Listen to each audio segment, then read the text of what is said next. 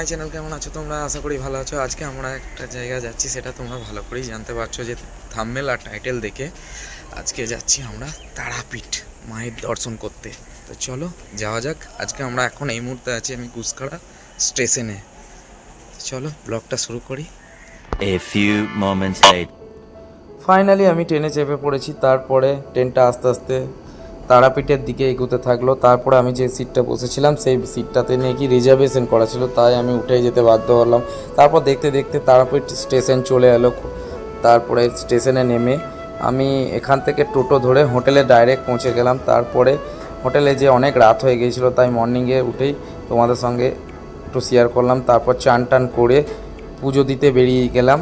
তারপর রুমটা একটু পরিদর্শন করলাম তোমাদের সঙ্গে। তো যাই হোক, এরপর আমরা পুজো দিতে বেরিয়ে যাব। তাই রাস্তায় এরপর হেঁটে হেঁটে যেতে হবে, একটু 5 মিনিট হাঁটতে হবে। এই হাঁটতে হাঁটতে বাজারটা খুবই সুন্দর দেখতে পাচ্ছ। আর ওই দিকের বাজারটা খুবই ভিড়, এতই ভিড়। আমরা এই দিকটা করে থাকি, ব্রিজের এই দিকে। তারপরে এই দিকে দেখো তারাপীঠের মেন গেট যেটাকে বলে, মেন গেটের উপর দিয়ে উঠে তারপরে ভেতরে ঢুকতে হয়, এন্ট্রি যেটা। আর এতই ভিড় ছিল সেই দিন যে পা ফেলার জায়গা ছিল না। তাই আমরা কি করেছিলাম, আমরা আগে থেকে একটা লাইন দেওয়ার ব্যবস্থা করেছিলাম। আমাদের একটা বন্ধু ছিল এখানে, সেই লাইন দিয়েছিল। যাই হোক, আমাদের ভালোভাবেই পুজোটা দেওয়া হয়েছে আর মায়ের দর্শন করা হয়েছে। যাই হোক, আমরা তোমাদেরকেও দেখাতে পেরেছি, এইটাই আমার কাছে এটাই অনেক। যাই হোক, ভিডিওটা দেখে প্লিজ লাইক, সাবস্ক্রাইব আর প্লিজ শেয়ার করো, কেননা তোমরা মোটিভেট না করলে আমরা এগোতে পারবো না। তো যাই হোক,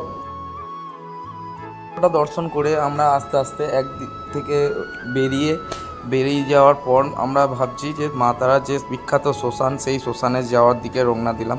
খুবই সুন্দর জায়গা, খুবই ভালো জায়গা, দেখে খুবই ভালো লাগবে। তাই চলো যাচ্ছি।